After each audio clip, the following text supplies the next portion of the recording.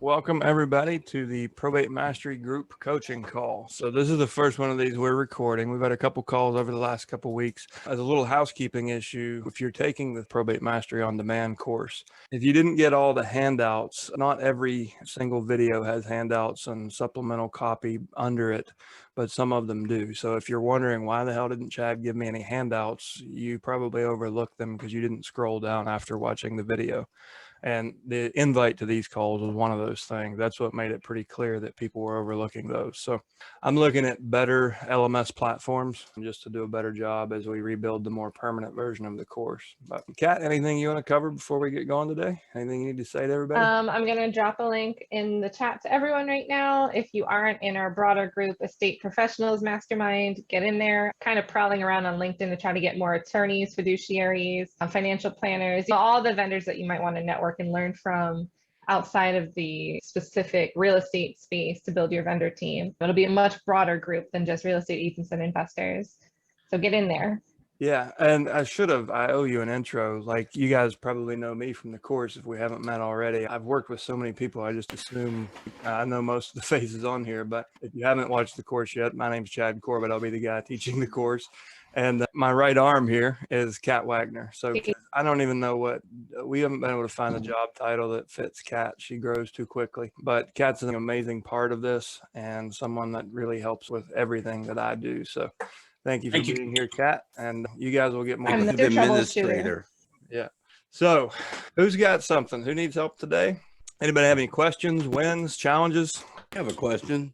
Go ahead. It's kind of silly, but I've been in real estate for 10 years. That is pretty silly. When are you going to retire? When I get enough income property so I can have more passive income. But I built my business on cold calling. So expires for sale by owners. So I have Mojo sit on the phone for hours and do my follow-up. I have me a pretty good system.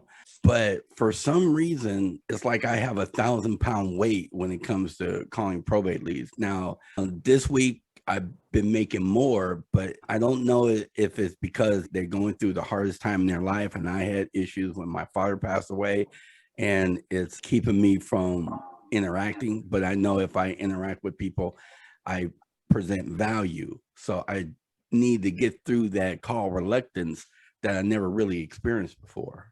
Yeah. So something I've come to learn in all areas of my life is procrastination usually equals fear. You're afraid of something, and you do have a level of self-awareness. Like, you're starting to question that, and that's a good thing. And only you will know the real answer to this. You may be afraid of rejection. You may be afraid of offending somebody who was as emotionally raw as you were.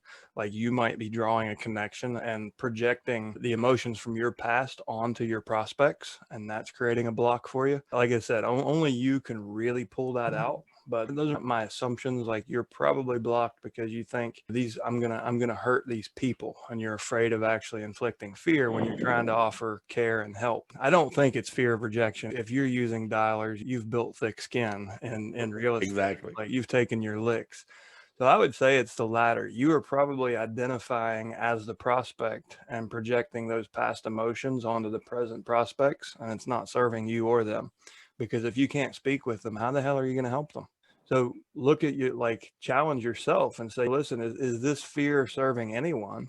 And the answer is a pretty clear no, right? If you can't have a relationship with them, you can't help them.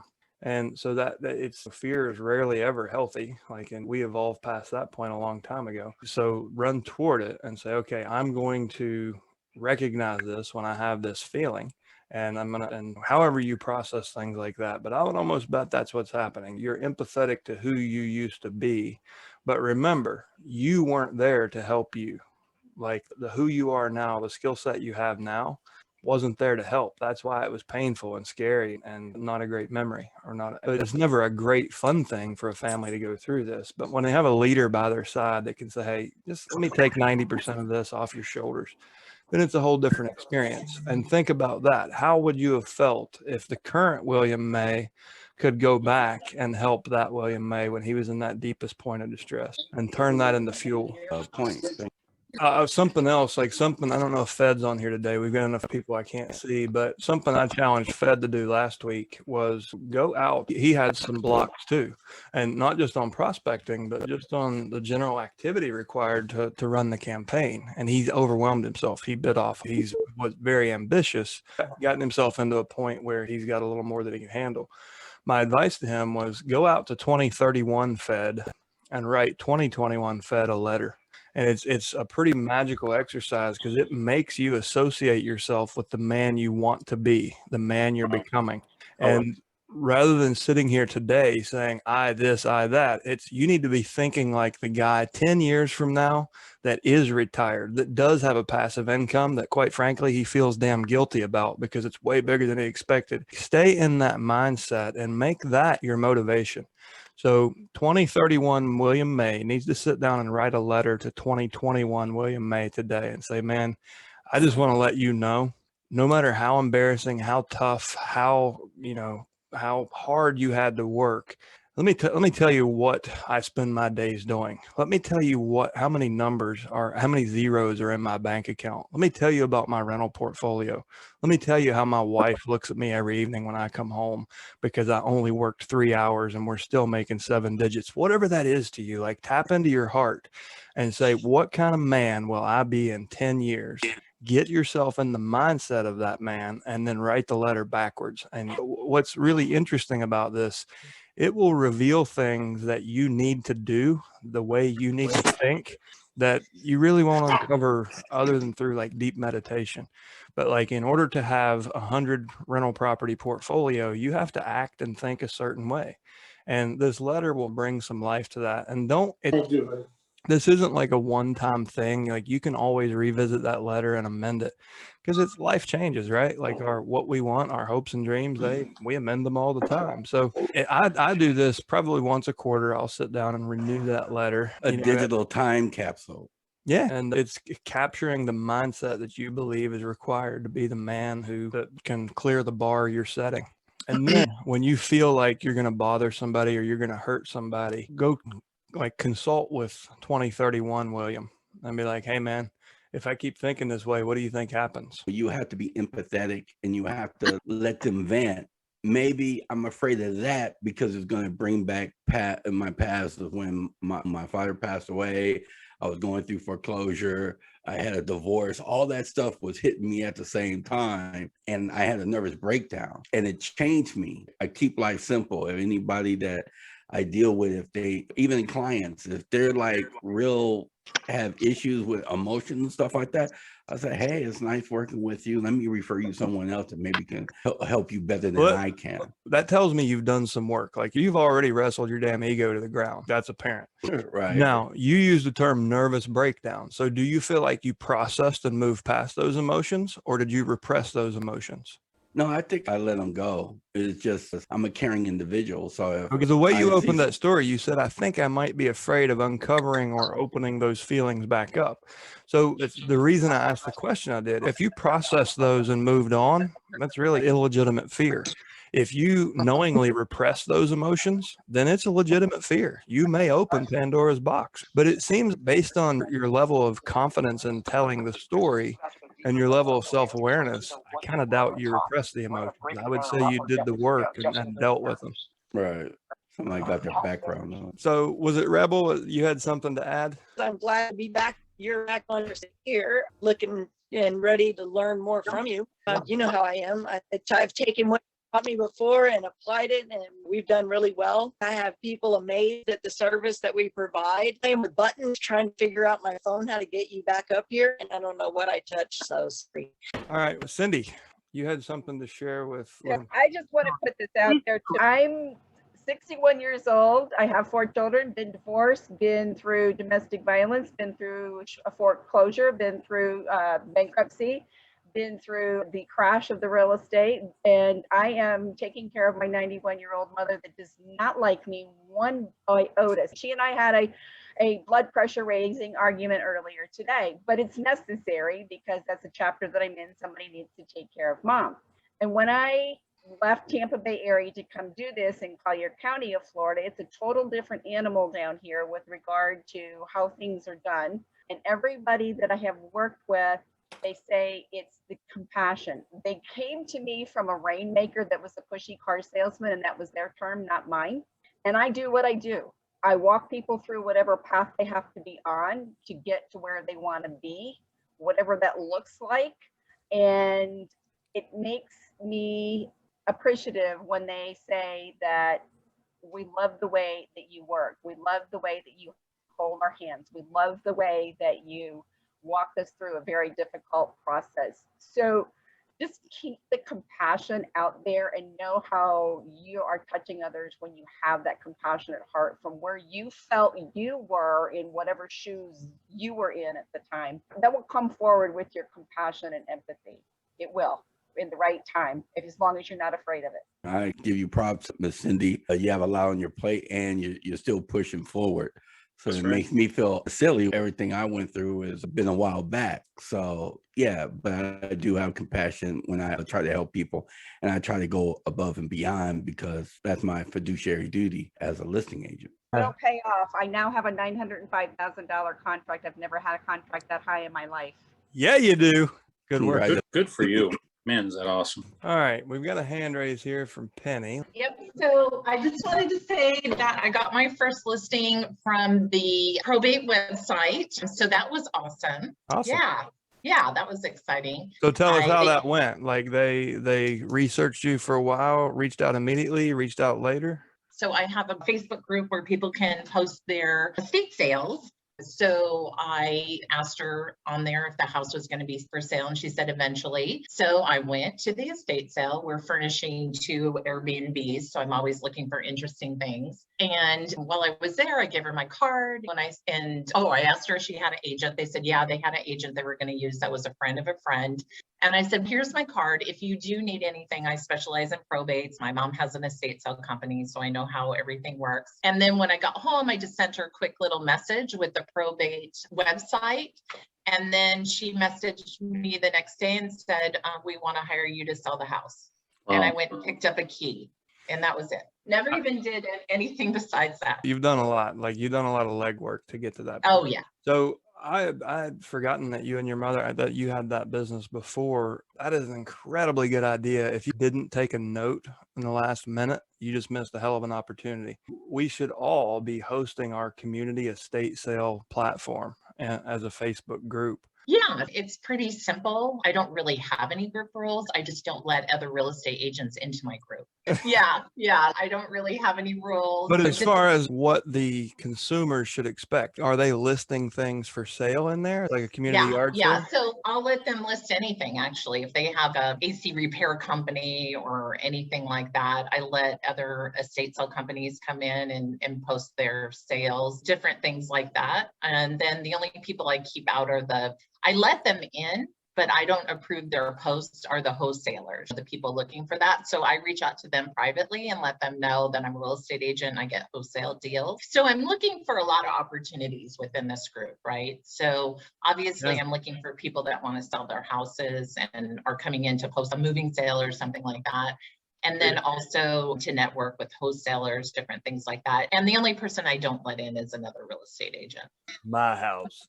Yeah. That is, I'm gonna go ahead and put a pin in that one as gold nugget of the day. It's something we should all challenge ourselves to just get up in your market. That's amazing. Thanks for sharing. Yeah, and that wasn't really the reason why I raised my hand. So do I have another few seconds? You've got 36 minutes. I don't want to take that long. I get a lot of things that come to me before they even file probate. So I had one come to me at the end of December, and the mom had passed away. There's a reverse mortgage. I've done reverse mortgages a lot, so I know how they work. The son was a caretaker. The son had a stroke right around when the mom passed away. He's a hoarder in the house. So came in, they could potentially sell it. They were going to realize $5,000 after paying the probate lawyer, paying all the real estate fees, closing costs.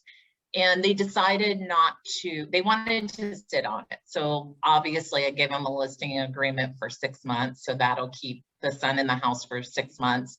And I said, let's look at it at the end of 6 months, because at one time, I guess the mom owed money to the IRS and they just didn't want any surprises where the family was going to have to pay out of pocket because there was no money in the estate besides the house. So I didn't know if I was thinking big enough on this one. I do know at the end of 6 months, which is coming up in June, with this particular reverse mortgage company, I can go ahead and write them another listing agreement for 6 months and they'll extend it.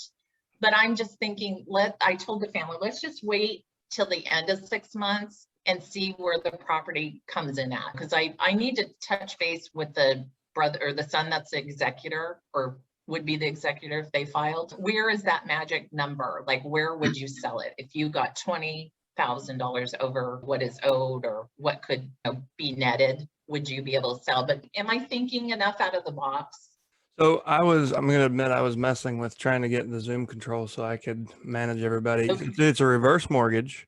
And Right. they wanted to wait out the creditors period to make sure that there weren't IRS or other liens that would actually create a negative equity situation for the estate. They haven't even filed probate. So I hooked him up with a lawyer. She talked to them, told them how much it was going to cost. And they were just going to realize maybe net $5,000 after everything was said and done. When was death? How many Date months? of death was in December. Okay, so in June, that lender can move to recover the asset. I have them protected so far with the listing agreement. After the 6 month mark. Okay. That's okay. what I'm looking at is you've got a short fuse where the lender can begin to recover the asset. Now they still have to go through whatever the judicial process may be in your state, but you've got a short fuse. Now this probably is going to be a short sale, it sounds, and the lenders are actually pretty open to that. I would recommend using a facilitator. They pretty much know it costs them money to get a house ready to sell, to pay attorney's fees, to recover, stuff like that. So they're better off to short sell it a few thousand short. That way you get your commission. Now, a lot of times the family will be like, what's in it for me? And really it's just community reputation is the only thing, like doing the right thing, trying to get an end buyer in the home versus turning it into a rental in a nice community. That's usually the only real incentive is a social incentive. If they know the neighbors on both sides and they grew up in that house, they don't want to rent it, sell it to whichever landlord might put whatever tenant in there. So you can use that to create a little bit of social leverage and say, do you think your neighbors would want to be able to choose or have you select an end buyer or just move any old tenant in there that will sign a lease? And a lot of times they'll be like, mom and dad would have wanted that. I think we'll try to find the family to move in there. And then they'll take the short sale with you. Got it. Awesome. Thank you. Sure. Next. So Lynette, did you have something to add? You raised your hand. It may have just been in response to Penny's idea. I love her idea, and it's like on the list of the billion things you do that you didn't do. Yeah. So I appreciate the reminder. And what I really got from what Penny said, I do have a question. What I got from what Penny said was, I don't have to make this so freaking hard. Like I tend to analysis paralysis kind of thing. And then I have a comment before I ask my question. I just vacated through choice. There was a divorce in I don't even know the years, August of 2020 that took 10 years to do, and it happened to be mine. So I vacated our 30-year family residence. And I chose to flip the house I was in, and I got very related to what it takes people to actually move out of something you've been in for that many years. And I'm not going to, and the other thing I got is I'm a master at filling a closet. Like the boss. Alpha doesn't have anything on me. Tell the truth. Is it a closet or all the closets? Oh, all of them. I couldn't believe like one little bedroom closet filled a third bay and a garage. I'm like, got it. And then the movers came and took everything. And I'm looking at that same third bay driveway full of junk. And I found my go-to junk removal place. So I got viscerally related to how to bring contractors in, clean out companies, painters, removers, junk, landscape, this, that, and the other. There's no other way to do it than to jump in the pool. You can make your little list and make it nice and everything, but you need the plumber when it's leaky. Okay, so I got a lot from that. I have a situation today. This one's close. It's really close. We lost a family friend and a football coach, and his kids are left with the estate, and there is a home. And I know I can help. I don't know, obviously not right now, but I don't know when, and I don't know how. And once this is over, I'm not walking in like this. what is there to do and how to approach. Because these kids are like 26, 22, 26, sitting on the monkey. And here's what I know not to do. Go to the funeral and say, hey, have you like thought about what you're doing with everything? Like, that's just asinine, and nor would it be in me. And I don't want them, in this particular instance, I don't want some asshole handling this for them. And I see a little boy, and I'm so sorry, Anton. I'm so sorry. Okay, so that was actually going to be my caution to you, is that your compassion creating too much of a boundary, allowing them to not know you're there, and the pressure to build up until they go looking for somebody else. It's okay if they see the emotion you just showed us. Hell, you can't keep it in. You're not going to be able to keep that in 3 months. Like, it's not just going to go away. It's who you are. It's what your heart is telling you. You have to process that, and it's going to take time. But there was a role play that I did when I was with All the Leads a while back, and it was about a drug situation and like murder suicide and a young kid. There was I think a 24-year-old and a 19-year-old. And Kat, I don't know if you remember what episode that was. You could go back and listen to how I entered that in the role play. That's what I think you should do here. The sooner you talk to those kids, the better off they will be. And you need to quit worrying about being judged. You've been judged the whole damn time they've known you, and they have an opinion of you already. Are you afraid of that opinion? Are you afraid of the reputation you've already built? No. Then go serve. Don't let some bullshit thinking of, I'm going to offend these kids or hurt them. You've never done that in the past. Why the hell would you start now? Don't let them sit there hopeless and afraid when you know how you can serve them. You have to find a way to enter that conversation. But I'm sure it's not going to be, hey, what are you going to do with all your stuff? You're going to say, guys, listen, when X, Y, or Z happened to me, I felt this way. And if you're not ready to talk, you don't have to. But I have to tell you that I'm here for you.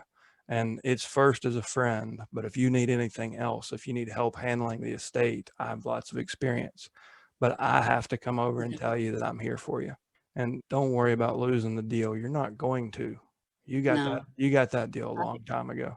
Okay, that's perfect. I want to add, you said that you were afraid of someone coming in that would just literally be an ambulance chaser. From the marketing side with All the Leads, we've had an influx with the low inventory of people asking us about working death certificates and obituaries and just trying to find any listing or acquisition opportunity out there. So I think right now in this market more than ever, there will be a higher percentage of vultures, ambulance chasers, the exact type of people that you wouldn't want helping these families. And that's a good way to enter the conversation on that. You can say, listen, you guys may have never thought about this, but you're about to start getting calls from people who are going to take advantage of you.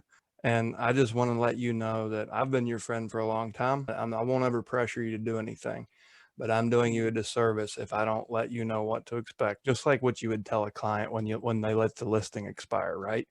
Tomorrow morning's gonna suck. Get up at 6:30.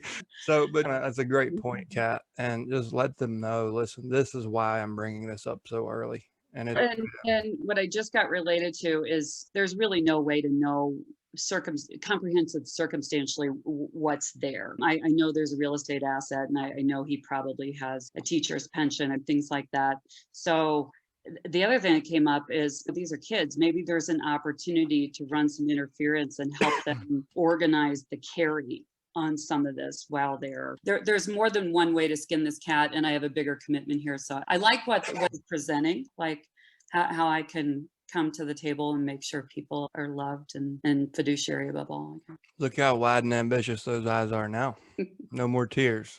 So again, just like I told William, thanks for being willing to show vulnerability. That says a lot for the culture we have here, that you're comfortable doing that. And thank you for doing that, because a lot of people can benefit from that transparency. And let us know after you talk to the boys how it goes. Let us know if any of those fears were legitimate. Thanks, guys. Hey, Gary Nash, you guys have an American Ninja Warrior on here. You didn't even know it. Your mic's off. All right, Michael Balducci, where's your video, man? Yeah, it's a bad hair day. I have those every day. So does Gary Nash. Hey, in the past, you said you'd be coming out with some content for asset protection, and I know you have a lot of knowledge and wisdom there. Let me tell you exactly what I'm trying to accomplish, because it's not your typical thing you hear. My son's entering into, he's in 11th grade. We're thinking of college right now. We've checked out some schools and seen what funding is available for us. And the big challenge with us is that I have just a couple of multifamilies that over the years have built up quite a lot of equity. The person who was consulting with us said, you're not going to get anything from any college because you have the equity. Doesn't matter if you've lost your job, or anything, if you got equity, they'll just expect you to sell the properties and pay for your kids' education. I had heard that there may be some creative asset protection strategies, and I figured, see if you know anything before I spend a bundle of money on an asset protection / tax attorney who knows some way, or maybe there is just no way around it. Yeah. So here's the deal, man. Look at it as the parent of the kid who actually needs the scholarship fund. I can tell you ways to move money into international trust and like game the system, but ethically that doesn't sit right with me. I was one of those kids. Like I carried a 4.0 GPA and I paid every damn dime of my college. And so you think about those people, like when you're trying to game a system like that, those rules are in place because they need to be. Like you've got to give gratitude where it's due. You're in the top 1%, man. Don't game the system any more than you have. Give those other kids a chance. Like you can establish a Nevis trust with a Swiss bank account and run it through layers of attorney-client privilege and the international jurisdiction. But do you really need to? Like that other kid doesn't have that opportunity. Yeah, I hear what you're saying, and I appreciate that. I haven't bought a house since a long time, so I'm looking for. We don't know when the end is in sight. But things are a little bit challenging. I've done the All the Leads program. I've got, as you may recall, and I've actually had no deals. Been making calls, although that stopped at probably about, I don't know, a third of the way. The letters are going out consistently, and the phone's not ringing. The website came out, from what I could see, beautifully, but I want to go back to the finance part, and I hear you, man. That probably wasn't an easy answer to hear, but and it's a lot of it's based on just my personal beliefs and opinion, but that's what you asked me for. So, do you have assets held free and clear? no. Okay. Do you have assets that you can refinance in a low interest rate environment without penalties? No. Okay. And how old is your child? He'll be 17 in July, so he's in 11th grade. And so when he turns 17, are you going to get him set up with a Discover card and have him start building credit? Saturday was his first day at work, working at like a burrito place down here. Yeah, I think So- Discover was the first card I had, and I set that up. I think at 17 they allowed me. Maybe I had to wait till I was 18. Start working on his credit. It's unlikely that in this interest rate, in this environment, we really can't raise interest rates. Deflation is still the force fighting the Fed. So if we raise rates, we're going to kill the economic recovery we've had. We can't afford to do it. So it's likely that he'll be able to get student loan debt if that's necessary, just a little bit of nothing compared to the interest that most of us pay on anything else. But anyways, that's something else I wanted to say. I'm not just shutting you down and slapping your hand. Like part of that opinion was based in this debt environment is unprecedented. Like you can get extremely inexpensive money to still make sure his needs are covered. Now, as far as your marketing campaign, you said you still have letters in the mail, the phone's not ringing. What's your outbound? Are you making your calls? And if not, why not? Yeah, I'm just looking to outsource that at this point. I've had in the past success with just inbound calls from outbound marketing, and it's just nothing's working. And I'm doing not just all the lead strategy, I'm doing some other things too. Yeah. And in my area, it's just low supply, heavy demand. And I went into this thinking, Jesus, this is going to be my savior. And there is quite a bit of probates, right? So I have 400 leads I'm working, and I'm doing other marketing too for other things. But you could stick a sign on your front lawn and the house is sold for way more than what you could imagine. Realtors that are the people that are my team that I use to bounce ideas off of on values, they're wrong again and again, and they're beside themselves with it. They can't figure it out. Things are just something that is selling for more than the ARV without it being fixed up it's unprecedented. So having said that's another reason why I still believe that if I can get these people to not hang up on me and see all the other value. Last few calls I made, I'm even just spitting out, listen, if there's real estate in the estate, we can talk about that. And I'm even starting to throw in a 4% listing. No, you're not. The hell you are. Take that out. Like, why would you devalue yourself? Have they convinced you you're not of any value? First off, I'm not a, You're screwing your peers as well as yourself. Quit playing that game. actually, I am surprised how many other realtors have already dropped their price to 4% and 4.5%. Number That's one. why Number you two, that's why you got a rise out of me, because it's a downward price race where everybody loses. Just a quick chat on that. Been in real estate since 2016. In a lot of instances in your life, you need to fake it until you make it. You never cut yourself short. Now, I speak other language as well, and sometimes I can say that those are my flaws. In reference of the kind of market that we have, I don't know in which market he's in. Mine is extremely competitive. Oh, L, he's in Jersey. L's in Miami. Okay, send me all those people here. We close them now. Okay, one thing that I think that it can help is focus on where the money comes from. You know, we have a shortage of inventory, but like in every market, you need to be wise and you need to be well known and you need to have a strategy when it comes down to present an offer and get it.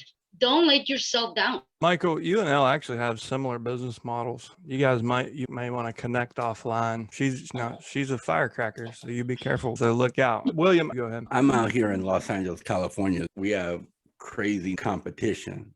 But I look at it like what my father taught me. If you have a good relationship, the money will take care of itself. Also, I've been through a lot of training. When I talk to the client, I let them know that, hey, I have 3 marketing strategies, 7%, 6%, and 5%. I do the 7%, 4% for me, 3% for the buyer's agent. If they don't have the funds to fix up the property, I do a little cosmetic stuff, slap lipstick on the pig and get it sold. But I let them know that 1% is a convenience fee. And 6%, I was like, hey, 3% for me, 3% for the buyer's agent. But hey, I know it's unfair, but when the buyer's agent's looking at property, the first thing they're looking at is the address, the price, and their commission. So if they see you're discounting the commission, they're not going to show your property. And then if they balk at that, I say, let's play a game right quick. Let's say you're a real estate agent, just got your license, can only show 3 properties. And you see on the MLS, there's 8 properties that's from 2% to 6%. Which of those properties you're not going to show? You're going to show all the 3%. So you only been in real estate for 30 seconds already. You want to show your property. Let's do the right thing and sign a contract for 3%. And then if I double-ended, if I'm representing the buyer to make sure we have a smooth transaction, I'll do it for 5%. That's the only time I'll discount my commission. But it's been a lot of times when I first started, I was just scared about the commission. But if you're doing what you know you need to do for the client, the money will take care of itself. Yeah, thanks for that. I'm mostly an investor, so I really don't work the agent side of it too much. I haven't listed a property in years. I really like to flip homes and make them beautiful and get nice first-time home buyers in these homes. That's my joy. So not that I won't list a home, but I have in the past, when I bring it up, they see that I'm not, they're looking for the local known RE/MAX or the local known like #1 agency down in Ocean County. This is the first time I'm starting to consider not giving out the referrals to people who I consider on my team. They don't know where things are at. So I'm just going to consider listing it myself. Here's what I did do, which was outside the box. I do have I wouldn't call it a listing happening. That was another thing I was going to ask you on is what, who I can outsource some of this stuff to. Yeah. So one of the things that I wanted to talk to you about was using an actual, one of the partners of ours, Voice Logic. And there's a new landing page, Kat, that I'll have to get. I don't know if it's / probate mastery. But anyways, it's Voice Logic has a product, has 3 different systems that they do to help you outsource your calling. Ringless voicemail, which I wouldn't recommend. You're just asking for litigation these days. They have Voicemail Courier, which is an actual human who actually calls and leaves the voicemail. 80% of the time they hit voicemail and they do a manual drop. 20% of the time they actually get an answer, a live answer, and 93% of their live answers listen to the whole message. And the caller is, hi, this is Chad. I have a call from Michael Balducci, or a voicemail. He's out on an appointment, but he wanted me to have you listen to this. Can you stick on the line? 93% of people will stay there. So that landing page, Kat actually did find it and dropped it in the chat. You can click there, and he also has live call centers. That call center, I've been in it. These are friends of the, people that I've gotten to know and trust. It's Mississauga, Ontario, just outside of Toronto. So they have neutral accents, and they call at a lower rate than most call centers. They have scripts that I've developed with them that work. They're very simple. It's high level. We don't allow the callers to get into specifics. We're just driving them to your calendar. There's a guy on this call that I was making fun of earlier. I greeted him and then made fun of his haircut. Gary Nash, I think you can help Michael. Gary has probably more experience than everybody else on this call combined at flipping houses. And he's got a really interesting skill set where he knows how to squeeze value out of a house that nobody else can see. And he's actually in the process of developing a course to teach that right now. And it's a course that I intend to promote in this community, because I think that in this market environment, one of the best days to get into deals is to know how to unlock value. And of all the people I know thousands of people that flip houses. I don't think I've ever met anyone that can squeeze value out like Gary can through creative architecture and things like that. So it's construction management, it's design, it's a lot of things rolled into a course that's extremely affordable. But if you're getting priced out of deals in your own market, you can't control the market value. What you can control is the value that you put into the market. So if you raise your skill set and you become a better designer, and you can raise an equity level by changing a floor plan, or one of the tricks that shocked me, this never even occurred to me. I've never had to compete in market like that when I was flipping, but I didn't know that if you just raise a cantilever a few feet above grade, then you can get closer to a lot line if you have a property setback. And there's little things like that where Gary adds lots of square footage and usable square footage, and really improves a floor plan on a house that all these other investors are hitting 20-30% below.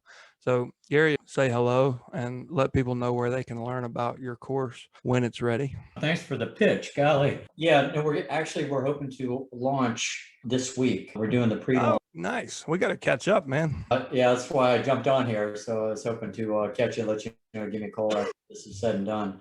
But the class it comes with the design software. It's assembly build. It's all the instructions on how to use it, be an expert in that, and really just a couple of gyrations, which I'll walk you through. And then we talk about the deal analyzer tool. In fact, I had a student yesterday it wasn't yesterday, it was last week. They found a deal and they were hoping to negotiate. She asked the person how much they wanted. They said 25, but somebody else had looked at it. I said, you wrote a contract for 25. She goes, I didn't bring one. I was like, okay. So then she went back. I said, call her up and tell her you'll give her the 25. She said the other guy already offered 41,000 for it. We looked at the deal analyzer. The wiggle room was 53. We could go up to 53. I said, charm her, tell her you want it. You're not going to get in a bidding war. But if you can take it for 42, you will. You'll do it right now.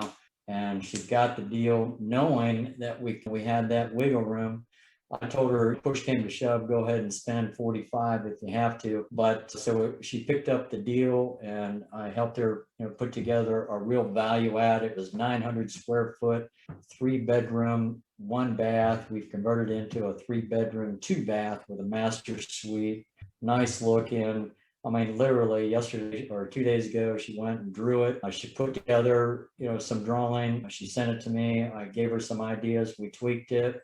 Now we got basically a property. We paid 42,000. Looks like we'll get 185, 190 for it when all is said and done. So I give you, you learn the schedule. I tell you the types of contractors, the types of contractor operations, how to find the contractors, when to bid them, how to put a schedule together, how to put the contract, how to hold their hand to the fire. You make your project go through, not get ahead on the payments. And a biggie is when you design all that money, you build all that extra equity into the property, you don't want the contractors taking it. So I got these great techniques for buyout that shows you how to get the most for the least and really get these guys bidding against themselves. And it's always been very successful. I owned a construction company for 20 years, and my former father-in-law, who built a $2 billion a year construction company, taught me how to do this. So you're learning from the best. There's no question about it. There's a lot of package in there. And we also do weekly Zoom meetings for updates. You can upload drawings, ask questions, just like Chad. I kind of use Chad as my role model. Here's what we'll do. Since you're not, let you and I catch up in the next day or two. Guys, I'll email you guys a link to where to find Gary's site and his course. And Gary, I think we'll probably do Ask the Expert, where you and I can really unpack it. We're at the top of the hour right now.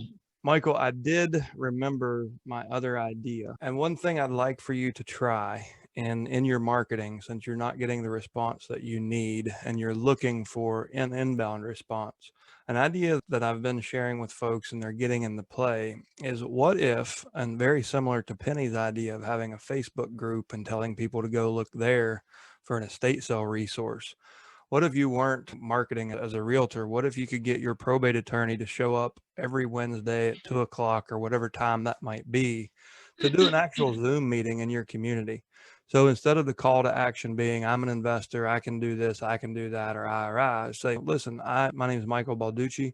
I actually founded the New Jersey Probate Help, which is a social enterprise right here in your town. As part of that, every Tuesday for an hour, me, my attorney, CPAs, whichever of my vendors can make it on that day, actually show up as a resource to all the families in the community that have had to file probate this month. So I'm reaching out because I visited the courthouse and I see that you're unfortunately in probate. Please join us on Tuesday at 2 o'clock. We can answer any questions you might have. You can ask, you can see how interact with other people who might be in your situation.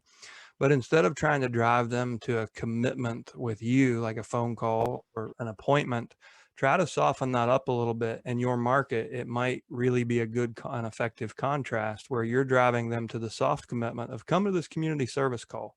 I don't have a business. I have a social enterprise, and we're here volunteering ourselves transparently every Tuesday at 2 o'clock. Come ask us any questions. And just know, somebody, you're in Jersey. Like the first time you and I ever talked, we had this discussion. You have a different culture. It's going to be unmoderated. So make sure that if somebody comes in, you're ready to defend yourself if they do want to be an asshole. But that's a way that it's a softer ask, like you're asking them to make a small commitment to come to something of value, not to actually come into an appointment or to a phone call where they think they're going to be sold something or taken advantage of. So that's one thing you might try, is actually change up your call to action. If your call to action is get on the phone with me or meet with me, and it's not working, but you're still making that effort, try to drive them to something like touch number one could be, hey, I noticed you're in probate. One of the biggest things we see families struggle with is knowing what to do with the personal property and worrying about selling it for too little. We've actually created a community resource. We have an estate sale Facebook group. Please go here to learn more. And you can email that to them. You can put it on a postcard. You can leave it in a voicemail. Don't talk about real estate investing. Don't talk about the house. Build that relationship organically by providing those community resources like a weekly call or that group. Okay. Dave, did you have a question?